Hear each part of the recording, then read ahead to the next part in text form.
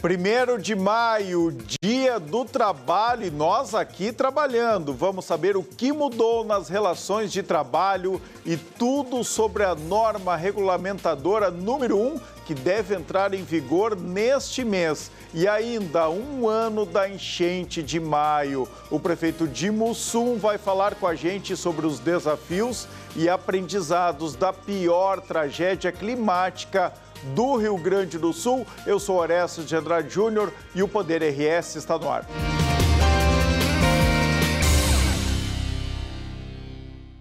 O Poder RS tem o apoio de BRDE, Crédito para Inovar e Desenvolver, o ABRS em defesa da advocacia e da cidadania. Quinta do Morgado, suco de uva pura, Quinta do Morgado.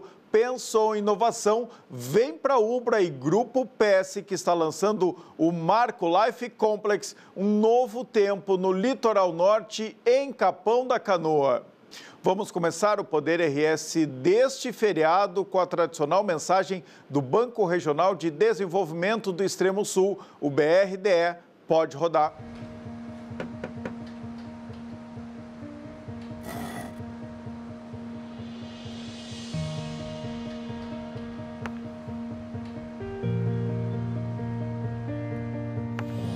É bom saber que nos momentos que mais precisamos, temos o parceiro certo. Ou mais de um parceiro, né, filhão?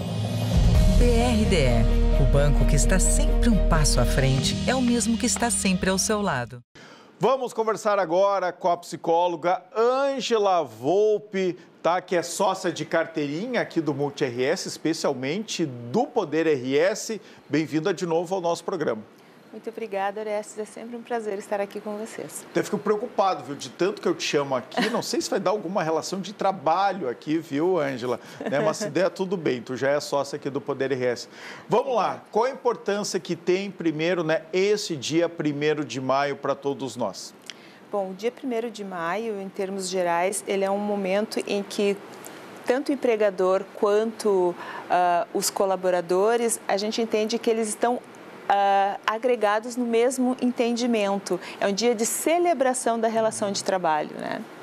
Aqui a gente celebra trabalhando, né? É o tradicional, né? De várias profissões, não só da nossa, né? De jornalistas, de radialistas, saúde. De quem está na comunicação, especialmente também quem está na saúde. Tem algumas profissões que não dá para escolher, vou trabalhar ou não no feriado, no final de semana.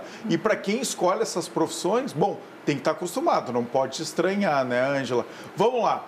O que mudou na relação de trabalho? Mudou muita coisa, demais, né? Mas, assim, o que é mais importante, o que a gente tem que estar atento, né? Como é que eram as nossas relações de trabalho aí nos anos 2000? Não vou nem falar antes, né? E como é que elas estão agora? Depois da pandemia, depois das enchentes de maio, acho que tem uma coisa que se cristalizou no nosso ambiente de trabalho, especialmente aqui no Rio Grande do Sul, que é o trabalho híbrido. Hoje não se imagina mais, né? E aí nenhuma profissão, talvez só na área de saúde, mas mesmo assim, né? Tem muito trabalho híbrido. É isso e mais o quê? Então, eu diria que se a gente for pensar nas grandes mudanças que começaram a acontecer no ambiente de trabalho, vamos pensar dos anos 50 até mais ou menos os anos 90, já começou a mudar alguma coisa bastante significativa a partir dali, quando a gente pensa, por exemplo, na lógica do Adam Smith, né?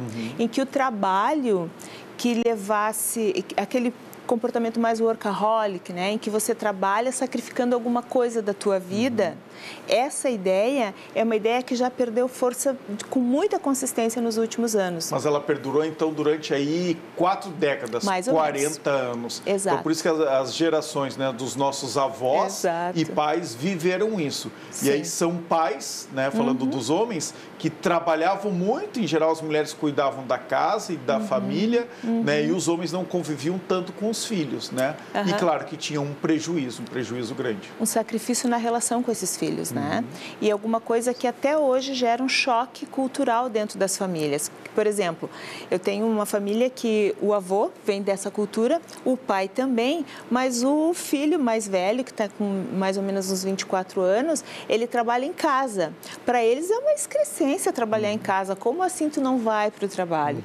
Mas é uma pessoa que constrói patrimônio, constrói condições de fazer férias que eles não podiam fazer, escolhe o seu horário de trabalho e dorme até o horário em que ele quer. Imagina, dentro da nossa cultura aqui, né? Mudou que tem um muito aspecto... então, né? Exato, mudou demais. O trabalho ganha uma característica muito diferente daquilo que era relacionado tanto com as capacidades de ser um provedor, mas também aspectos relacionados com as personalidades que se moldavam a partir da relação com o trabalho. Então, o trabalho, ele trazia uma identificação pessoal, ou seja, também relacionado com o caráter. Já não é mais assim, né? O que mudou e a partir de quando isso muda? Por que muda, Ângela?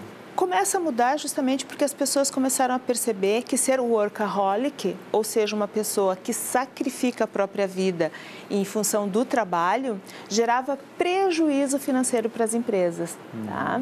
E por que prejuízo financeiro? O que as neurociências nos mostram hoje é que quando você tem uma sobrecarga muito alta, um ambiente hiperestressor, tu começa a ter uma produção, vamos dizer assim, a área frontal do teu cérebro, ela já não produz com tanta qualidade. Então, aquilo que era entendido como uma produção muito grande e uma produção que entregava resultado, o que começou a se perceber é que aquelas pessoas que estavam mais descansadas produziam com mais qualidade e mais criatividade. E isso agregava o produto daquelas empresas. Olha que interessante, tu está dizendo que a mudança é econômica, então. Não começou lá em casa, começou nas próprias empresas. Nas próprias empresas. Em busca de mais lucro, Exatamente. Em busca de mais resultado. Né? Então, aquele modelo antigo, né, de estresse, vamos lá, trabalhar 12, 14, 16 horas, começou a trazer prejuízo financeiro. E as empresas mudam. O ambiente hiperestressor, ele contava com um gestor que era um controlador, que era alguém que estava sempre observando as microtarefas e alguém que fazia o checklist. Qual foi a empresa que mais mudou essa característica de um gestor que controla horário, que controla a microtarefa? O Google. Você deve te lembrar que o Google traz aquela ideia de que você tem uma tarefa, você vai gerenciar a entrega dessa tarefa. Desde que entregue, tu não precisa me dizer nada. Então, começou a mudar dentro das empresas de tecnologia, principalmente. Sim, que começaram a gerir né, o trabalho de uma outra forma. O que importa é o resultado. Exato. Como é que tu chega lá? Bom, é uma questão que tu mesmo pode resolver. Aliás, isso traz mais responsabilidade, né? Com certeza. A secretária de Estado aqui, que já trabalhou, foi executiva do Google, e ela tirou um pouco essa mística que existe, né? O jeito Google de trabalhar. Disse, todo mundo acha que a gente fica, né? Jogando ping-pong, né? Se divertindo, jogando games e tal. Não é assim. Não é. É um ambiente de muito trabalho, né? Com muita entrega, com cobrança, mas por resultado. Qual é o caminho que tu vai trilhar para chegar nesse resultado? Cada um escolhe. Exato. E o Google te dá todas as ferramentas, inclusive para ter mais prazer no trabalho, né? O Google é muito conhecido por ter vários restaurantes, né, próximos, dentro da própria empresa. Isso também é para facilitar a vida das pessoas, né? Não precisam ter deslocamento, né? Vão ter o que tem de melhor ali, próximo do trabalho. Mas isso também, do ponto de vista da empresa, isso gera mais resultado. Provavelmente essas pessoas que não têm que se deslocar muito tempo no trânsito, né, que está ali, os melhores restaurantes e variados, com preço bom, estão muito próximos, elas vão levar menos tempo, né? Vão gastar menos tempo durante o almoço, por exemplo, em deslocamentos, e vão produzir mais. E esse produzir mais também, a gente pode pensar o seguinte, quando ele tem mais tempo para almoçar, para ficar naquele momento de descanso, de relaxamento, e às vezes ele pode estar em contato com a família, o que a gente sabe é que uma família que consegue fazer pelo menos uma das refeições todos juntos é uma família com mais saúde e com uma relação muito melhor com os próprios filhos. Mas a gestão do Google traz uma coisa muito interessante, que é o conceito de tecnologia humana dentro da área de recursos humanos. O que quer dizer isso? Que aquele sujeito que está relaxado, que ele está saudável, que ele consegue entregar o trabalho assumindo a criatividade como parte desse ativo da empresa, é uma empresa que consegue identificar que não é a quantidade que ele entrega que faz diferença no produto daquela empresa, é a qualidade do trabalho. Como é que se percebe isso? Quando você faz comparativos de vendas, por exemplo, dentro de uma empresa, que consegue vender mais, ainda que as pessoas estejam trabalhando talvez menos horas. Quando há abre uma flexibilidade de, bom, você não pode entregar essa tarefa hoje, mas eu posso entregar amanhã, em tal e tal período. Isso trouxe uma mudança muito significativa para as relações de trabalho. Hoje, um gestor que é alguém que confere a tarefa, que vê se bateu o cartão ponto, é o gestor que não sobrevive. Por quê? Porque ele não traz... Ele traz adoecimento e não felicidade para aquele ambiente de trabalho. E é o que vai ser facilmente substituído pela inteligência artificial. Sim, também. Né? Porque ele faz também tarefas repetitivas. Sim. Né? Então, ficar controlando o trabalho dos outros, né? Isso pode ser feito por qualquer IA hoje em dia. Sim. Agora, tem uma relação também do outro ponto de vista. Né? Eu não me considero um gestor, por exemplo, um comando-controle. Né? Eu também gosto de cobrar resultados e deixo que as pessoas cheguem lá da forma que elas acham que é o melhor caminho para fazer isso. Mas, às vezes, a gente tem que cuidar um pouco, né, esses parâmetros de controle. Porque se tu deixa muito livre, né, o resultado pode não vir. Então, como se construir dentro das empresas, dentro dessas relações de trabalho, esse círculo de confiança e especialmente de responsabilidade. Bom, a tarefa é essa, tem que ter um programa em tal horário, tem que ter o programa em tal horário. Né? Não quer dizer que eu não vou ficar controlando isso a cada 30 minutos, está tudo pronto para ter o programa, mas no final tem que ter. Se não tem, às vezes, esse controle, a gente corre o risco de lá no final não ter o produto final. Sim. Como equilibrar isso, Ângela? A gente diz que é necessário instalar uma relação que, por incrível que pareça, ela vai depender da vulnerabilidade do gestor, que é se colocar vulnerável no sentido de dizer muito claramente, essa tarefa aqui é corresponsável. Aquilo que eu estou solicitando diz respeito à qualidade do teu trabalho, à minha capacidade de direcionar esses resultados, mas eu não estou perdendo sozinho se a gente não entregar. Né? Então, corresponsabilidade é também o gestor trazer isso. Eu não estou aqui sozinho. Todos nós ganhamos, mas todos nós perdemos se algo não acontecer. E essa relação nossa, individual das pessoas, então, com o trabalho, né? O trabalho já foi, a senhora passou um pouco por esse tema aqui e é importante, já foi, assim, fonte de satisfação pessoal, né?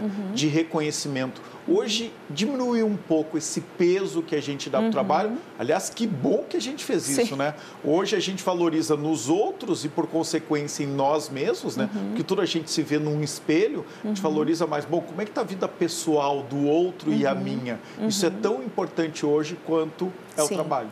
Na verdade, Orestes, é tão importante quanto, e eu vou te dizer que em alguns casos é mais importante. Como é que está a vida dessa pessoa fora do trabalho para que ela seja capaz de produzir do jeito que ela gostaria dentro? Vou dar um exemplo. Mãe solo. Né? Mãe solo, se ela não tiver clareza, certeza de que o filho está muito bem, ela vai produzir um efeito dentro do trabalho. Claro, vai render menos. Exatamente. Vai estar preocupado. O nome disso é presenteísmo, é um adoecimento do trabalho. A gente pode ficar muito preocupada com o absenteísmo. A pessoa está doente, ela apresenta o atestado e ela está fora do trabalho. O presenteísmo é a pessoa que está de corpo presente no trabalho, mas ela está cognitivamente fora. Que acontece muito, né? Exato. Então, quando é que isso começa? Eu sou preocupado com outro ismo, tá? Exato. O obsoleto. Como é que é? Obsolescência? Obsolescência. Mas ela vira um ismo também. Sim. Né?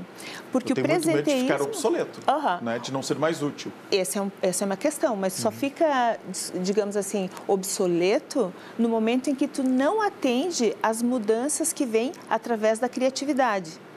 E a criatividade, nas iniciativas de DEI, dentro do campo de compliance, por exemplo, elas vão atender diversidade, equidade e, principalmente no que diz respeito à equidade, é que as ideias novas sejam absorvidas dentro de uma empresa. Quando isso não acontece, o gestor se torna obsoleto, porque ele não está agregando aquilo que é necessário. As novidades.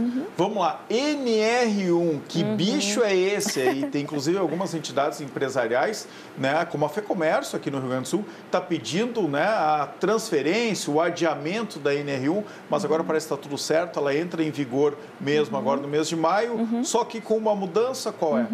Então, a NR1, ela é a norma regulamentadora 1 Da 1 até a 17 são aspectos de gestão de pessoas que vão falar, inclusive, de ergonomia, por exemplo, né? O ambiente onde as pessoas estão trabalhando e a incidência que o ambiente físico, no caso ergonômico mesmo, traz para a saúde daquele trabalhador. Vão cuidar da saúde das pessoas no ambiente de trabalho. Exato. Saúde de uma forma bastante ampla. Só que a NR1, ela é uma ergonomia cognitiva.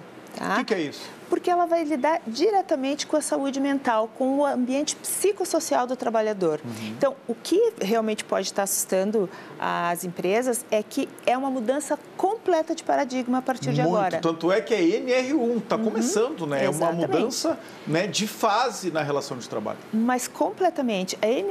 As NRs voltadas dentro do programa de gestão de risco dentro das empresas não tinham um suporte tão claro, tão evidente sobre os riscos psicossociais. Não só tem agora, como está dizendo, se não houver uma mudança, tem fiscalização e tem multa, e a multa não é pequena. Isso pode parecer que vem em desfavor das empresas, não. O programa, para funcionar, ele tem que ser muito diferente de tudo que foi apresentado até agora. Ele está sendo discutido há muito tempo, né? As NR1s, as NRs, elas estão vigentes dentro dos programas de trabalho desde 1970. E elas são atualizadas ano a ano. Então, isso, pessoal, não é obra de governo nenhum, não. Tá? Vamos fugir dessa polarização aí. Não é. Elas existem desde 1970.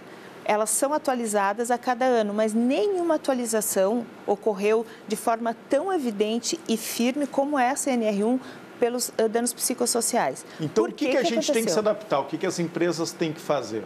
Então, aliás, de novo, pensando nas próprias empresas, né? Exato. Essas normas vão trazer maior produtividade, né? Maior efetividade das empresas, obviamente. Por que é importante? Agora, o Rio Grande do Sul, por exemplo, trouxe um dos maiores índices de afastamento por adoecimento psíquico.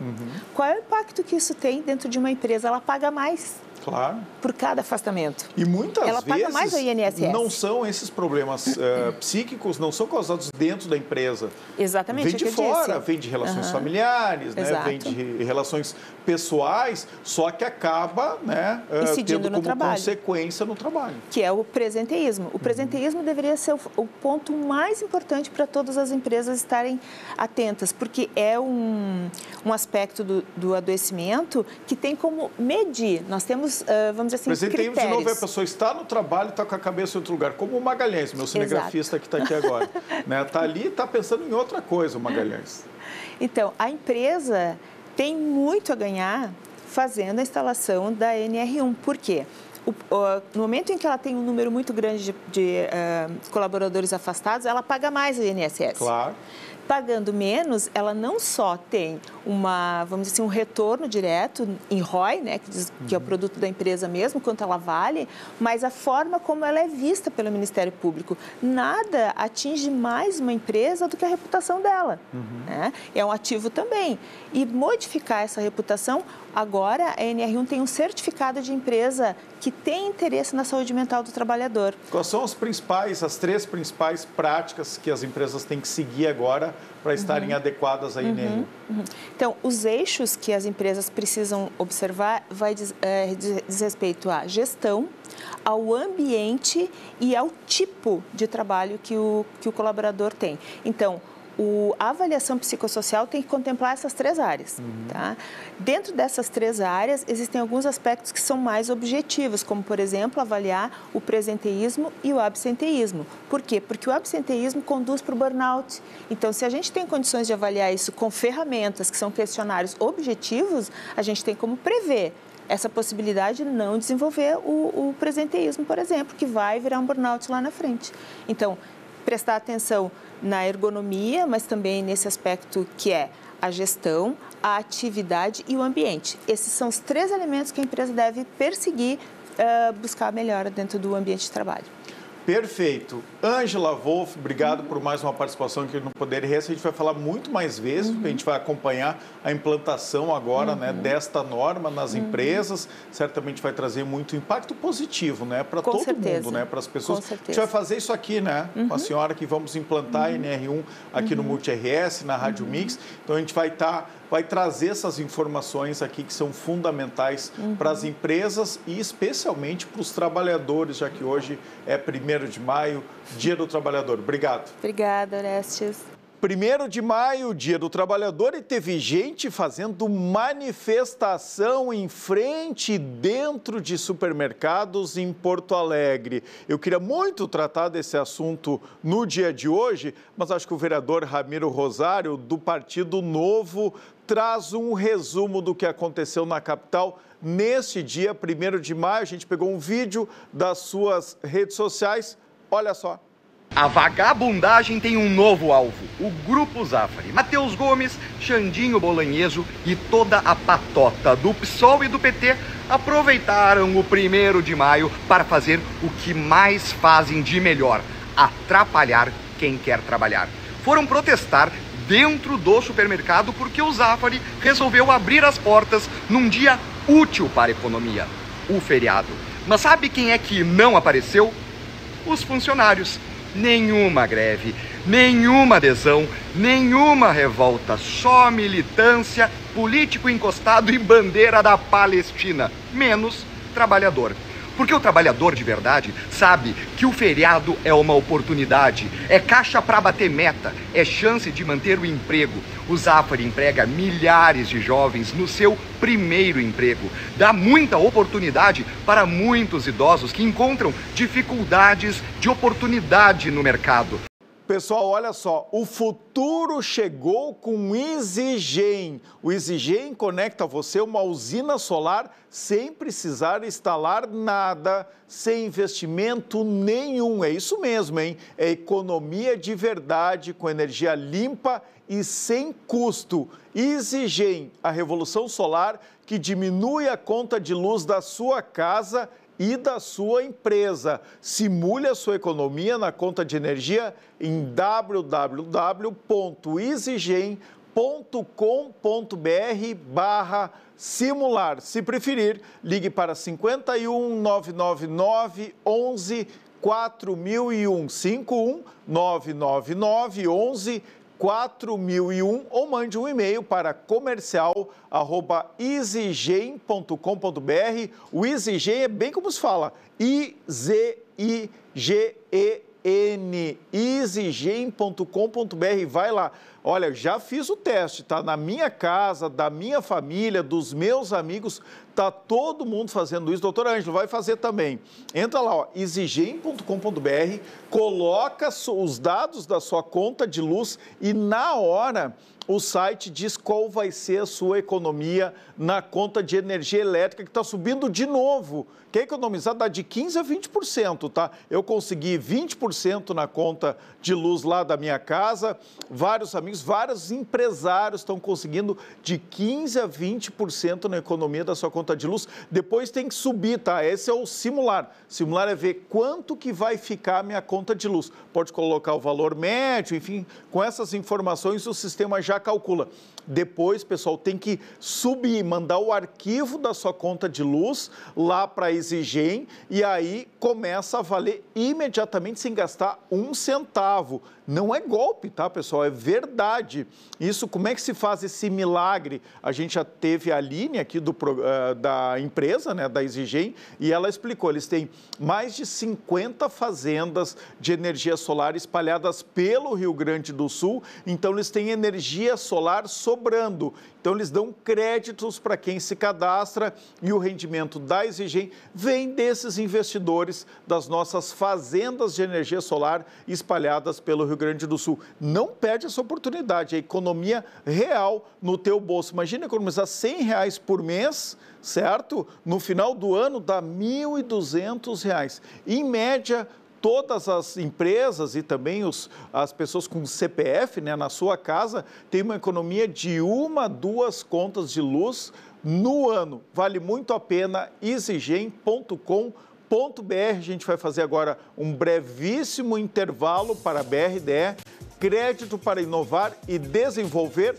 ou a BRS em defesa da advocacia e da cidadania. Já voltamos.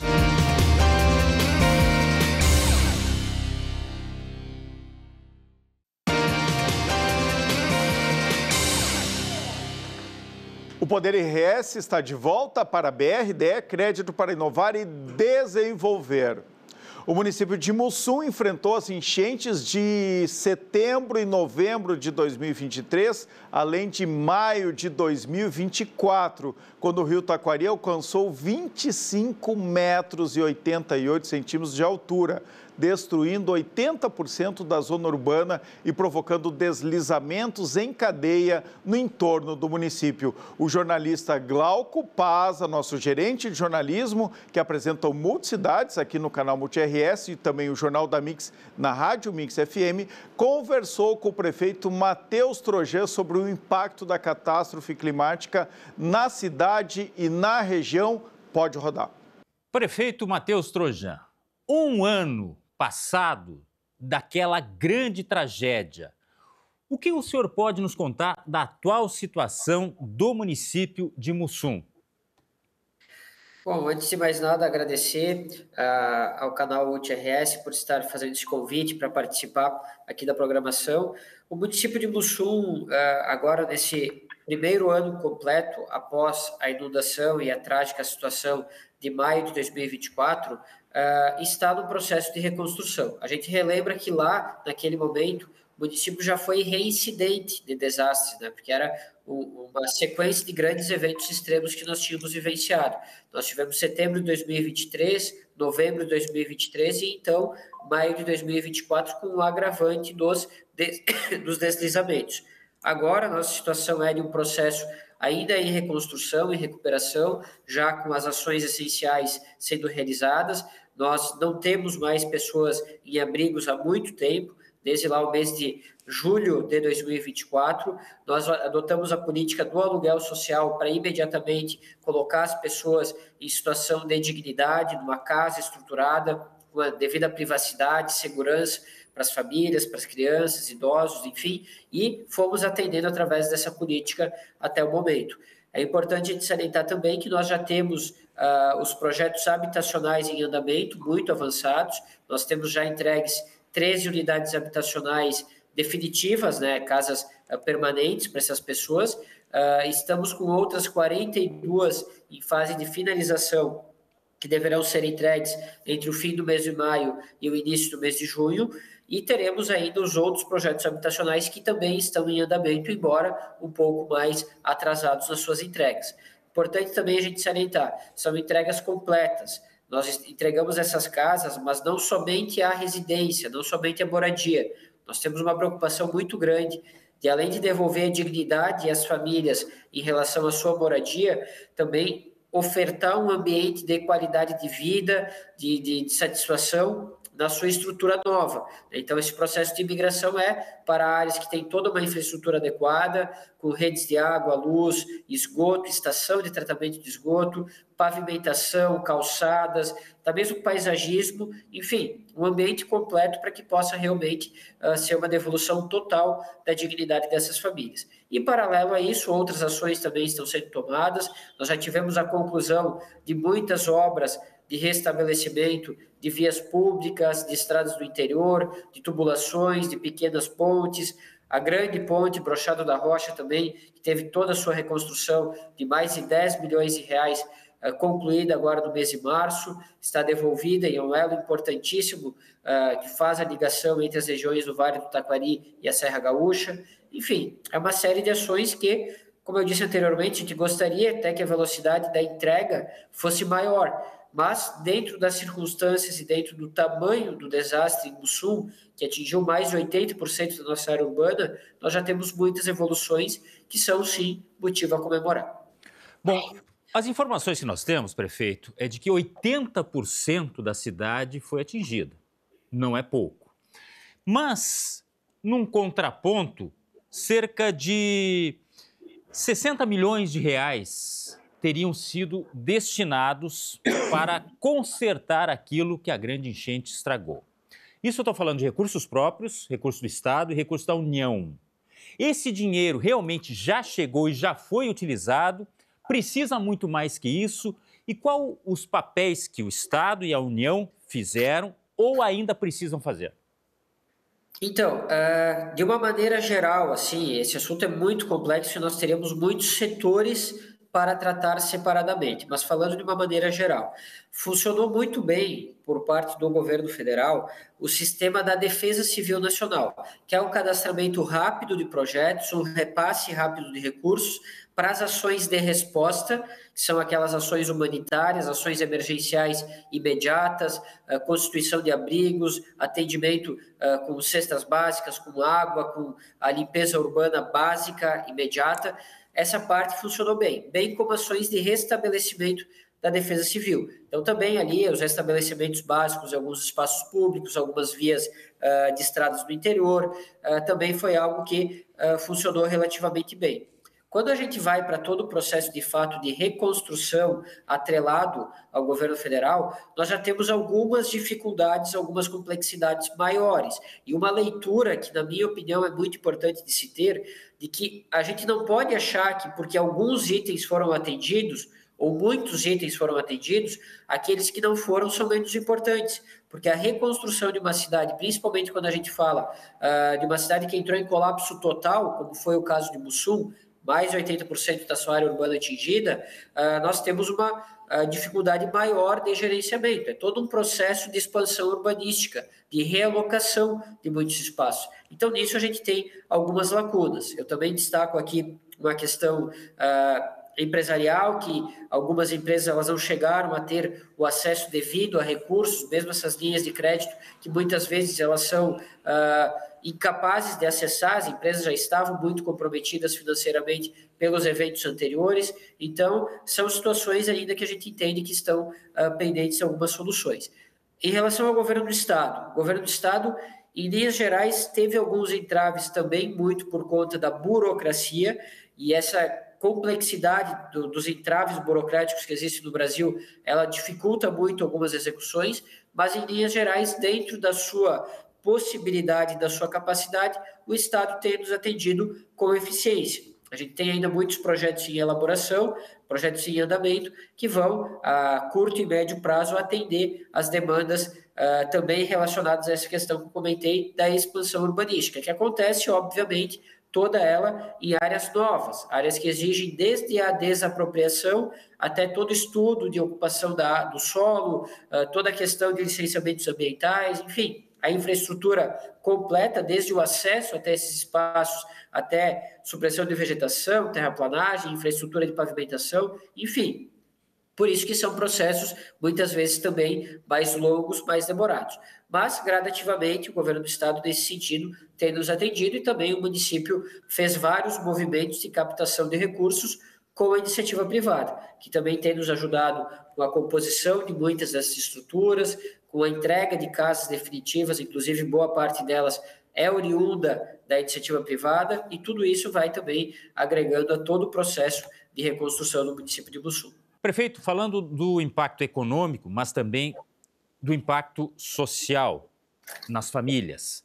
Do ponto de vista econômico, muitas empresas saíram da cidade, qual é este cenário? E muitas pessoas, moradores, deixaram a cidade?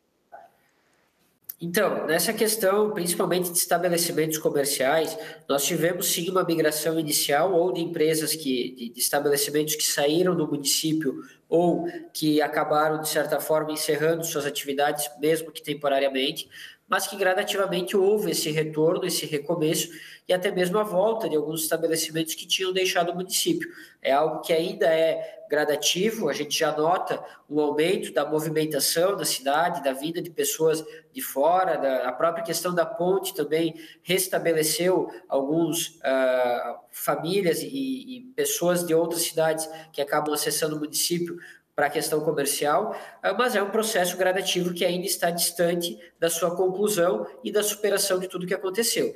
Em relação a indústrias e pequenas empresas, nós tivemos também a política de aquisição de lotes de terrenos fora da área de inundação, em um loteamento já com a infraestrutura mínima preparada, e já temos o contrato assinado com 9 empresas que estarão migrando para essas novas áreas, evitando assim que a gente perca essas empresas para outros municípios, porque naturalmente elas precisam continuar as suas atividades e precisam se estruturar fora de área de inundação. Então é uma política que o município teve que adotar, usou de suas próprias forças para poder executar com rapidez, evitando essa perda das empresas. Ainda teremos outras empresas que serão contempladas pelo mesmo formato de lei de incentivo.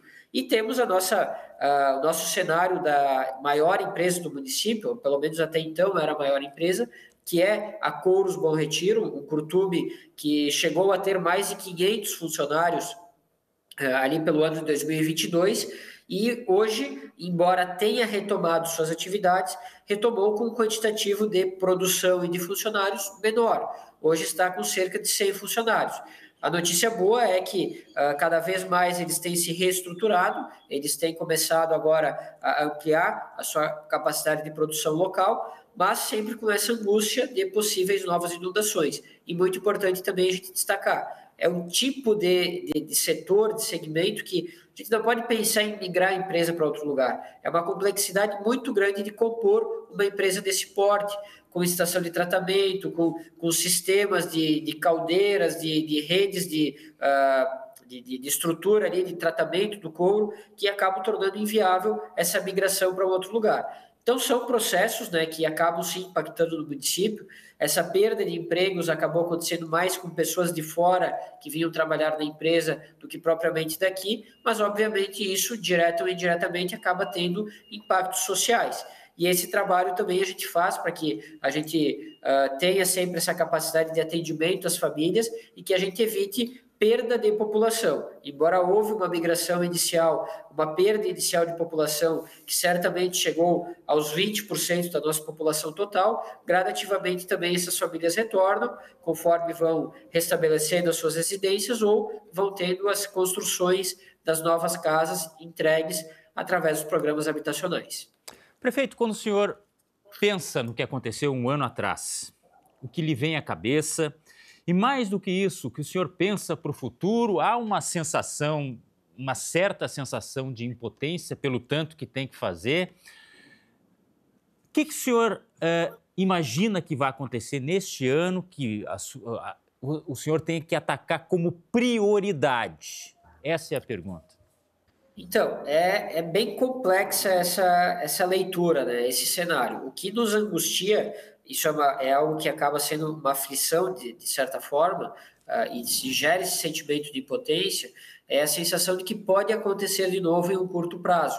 Nós precisamos, né, talvez da graça divina, universal, de que nós tenhamos um tempo para poder concluir esses projetos que estão em andamento, principalmente esses projetos de realocação das áreas destruídas, condenadas ou de risco extremo, que são as prioridades, para que pelo menos a gente tenha condições melhores de agir em circunstâncias similares no futuro. E agora nós estamos com alguns trabalhos que são também fundamentais, pensando até nesse processo de expansão urbanística, de reorganização urbana, como, por exemplo, o novo plano de contingência, uma atualização, na verdade, de um plano de contingência, já foi atualizado recentemente, mas agora novamente está sendo aprimorado, e também do novo plano diretor, que vai dar as diretrizes de crescimento, de realocação de muitas áreas para o nosso futuro. Então, a gente está nesse processo. E, claro, né, obviamente, a conclusão desses novos loteamentos habitacionais, esses novos espaços que também estão em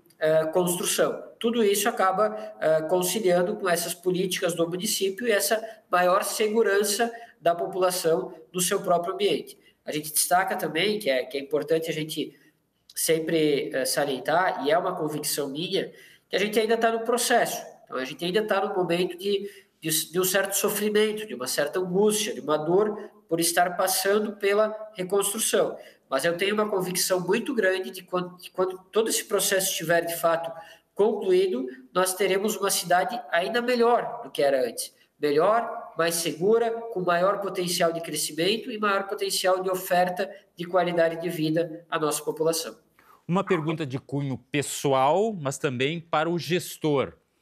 Quando o tempo se prepara para a chuva, o senhor consegue dormir tranquilo?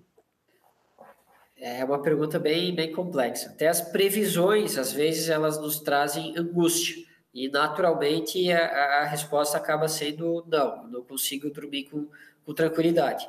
Mesmo porque a minha própria residência, a nossa residência da família, ela é atingida também, e também porque a gente sabe de todas as angústias, de certa forma, traumas que a cidade possui por tudo que vivenciou recentemente. E óbvio que o peso nas costas do gestor, do líder, de todo esse processo, acaba sendo muito maior, porque é uma responsabilidade de condução, de gerenciamento de crises, que nesses últimos casos foram totalmente sem precedentes.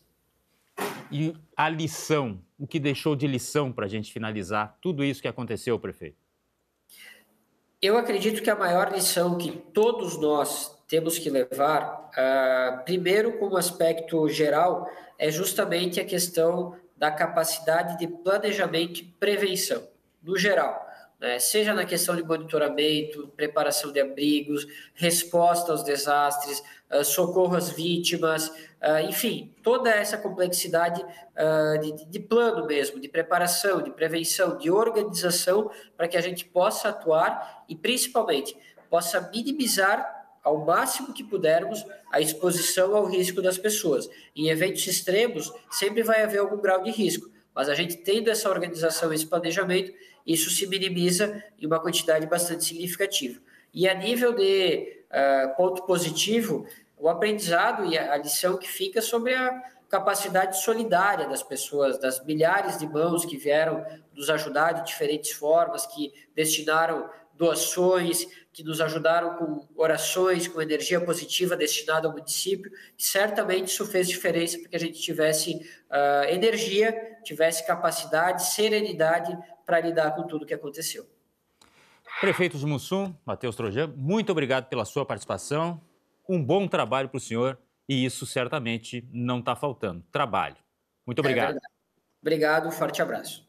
Bota ali no teu carrinho, bem juntinho, com sabor. Depois você pode dizer, você escolheu a Alibem e escolheu muito bem. A Alibem é uma empresa gaúcha que produz linguiça toscana, bacon, cortes especiais, o melhor da carne suína. Tudo produzido aqui no Rio Grande do Sul, distribuído em todas as regiões do Brasil, escolhido por você em mais de 40 países. Procura as delícias Alibem nos melhores supermercados, bota no seu carrinho e aproveita o melhor da carne suína. Alibem, bem juntinho de você.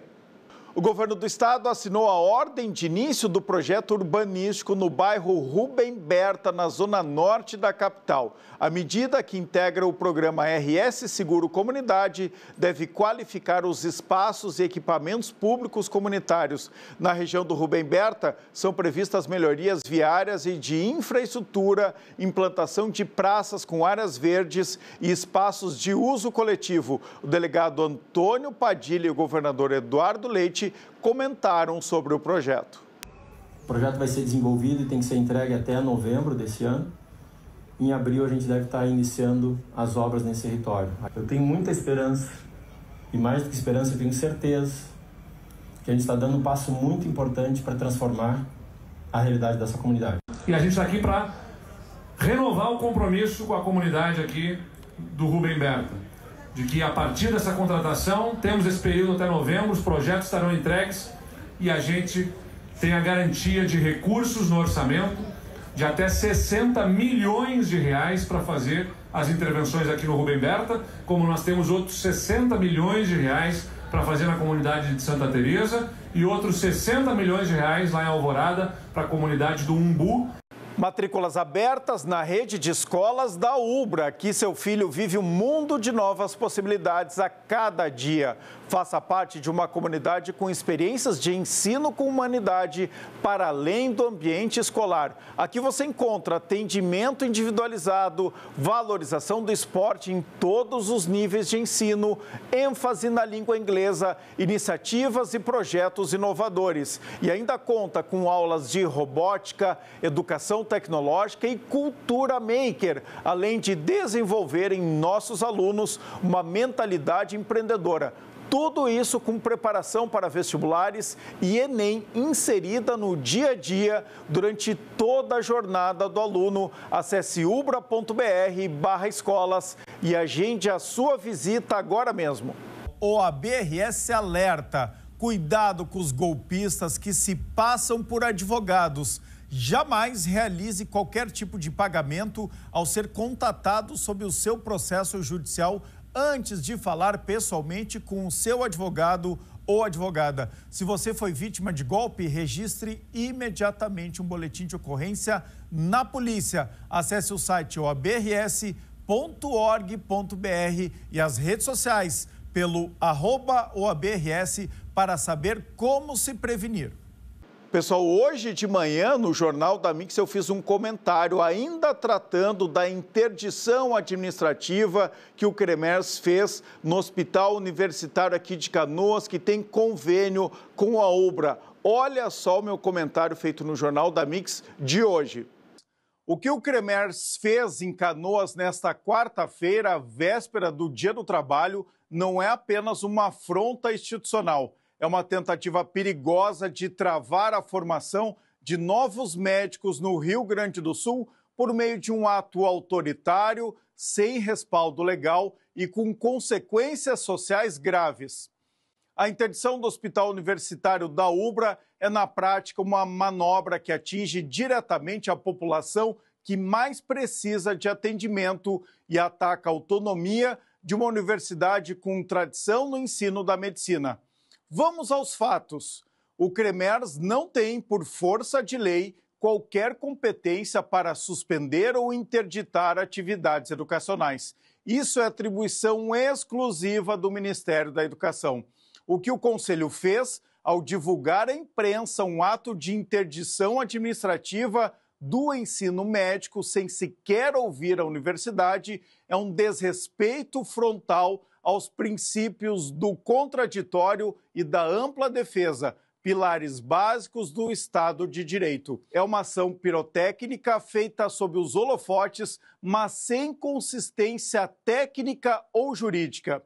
E o que está por trás disso? Uma postura corporativista, retrógrada, que tenta preservar uma reserva de mercado. Há anos, conselhos regionais de medicina e sindicatos tentam conter o crescimento dos cursos médicos, alegando preocupação com a qualidade da formação. Mas, no fundo, a lógica é clara. Quanto menos médicos, maior o controle sobre o mercado, maior a valorização artificial da profissão e menor a concorrência. Só que essa equação tem um custo e quem paga é a população, todos os dias, com a sua saúde e muitas vezes com a própria vida. Hoje, em Canoas e na região metropolitana de Porto Alegre, milhares de pessoas esperam por consultas, exames e procedimentos simples. Falta médico nos postos de saúde, falta médico nas emergências, falta médico nos rincões do interior. E quando uma universidade mantém um hospital e escola funcionando, com médicos, professores, residentes e pacientes atendidos diariamente, o que o CREMERS faz? Tenta fechar. A Ubra tem mais de 2 décadas de tradição no ensino médico. O curso é autorizado e reconhecido pelo MEC. Tem convênio com a Prefeitura de Canoas, campo de prática estabelecido, infraestrutura aprovada e moderna, corpo docente qualificado. Não se trata de uma faculdade de fundo de quintal. Trata-se de uma instituição que já formou centenas de profissionais que hoje atendem em todo o estado, pelo Brasil e até fora do país. E que, inclusive, foram essenciais nos momentos mais críticos da pandemia e das enchentes de março. A tentativa de interdição do CREMERS é um gesto autoritário, politizado, que fere a autonomia universitária, afronta o interesse público e usa o carimbo de um conselho profissional para disfarçar uma agenda elitista. Foi um abuso de autoridade sem tamanho. Pior, é uma medida que, se levada adiante, pode deixar mais de 1.000 pessoas sem atendimento médico nos próximos 30 dias. Isso não é zelo, isso é negligência institucionalizada. Isso é uma agressão à saúde pública. O Rio Grande do Sul precisa abrir os olhos. Precisamos mais médicos, não menos. Precisamos mais formação, mais acesso, mais inclusão. O que o CREMERS tenta fazer é interditar o futuro, com a desculpa de proteger o presente. Mas um presente sem atendimento, sem acesso e sem perspectivas não é algo que mereça ser protegido. A Ubra está certa em reagir, está certa em resistir e está certa em denunciar. Essa não é uma ação técnica, longe disso, é uma tentativa de intimidação. E ao povo gaúcho cabe uma pergunta simples: de que lado você está? Do lado de quem cuida ou do lado de quem fecha portas? Faça sua graduação na maior universidade do estado e uma das 5 melhores privadas. Escolha a Ubra. Aqui você tem práticas de verdade desde o início do curso, eventos de networking, professores altamente reconhecidos no mercado de trabalho e muito mais. Matricule-se agora em ubra.br/vestibular e garanta condições especiais de pagamento. Ubra, seu futuro começa aqui. Aqualocos no inverno e no verão. Aqui não tem tempo ruim, tudo é alegria. Curtir o dia numa boa com toda a família. Aqualocos é pura diversão. Faça chuva ou faça sol, no inverno e no verão. É Aqualocos, yeah. Bom, pessoal, por hoje é isso. Feriado de 1º de maio, Dia do Trabalho, Dia do Trabalhador, e o Poder RS de hoje fica por aqui. Para a BRDE, crédito para inovar e desenvolver. Tenham todos uma boa noite e fiquem bem.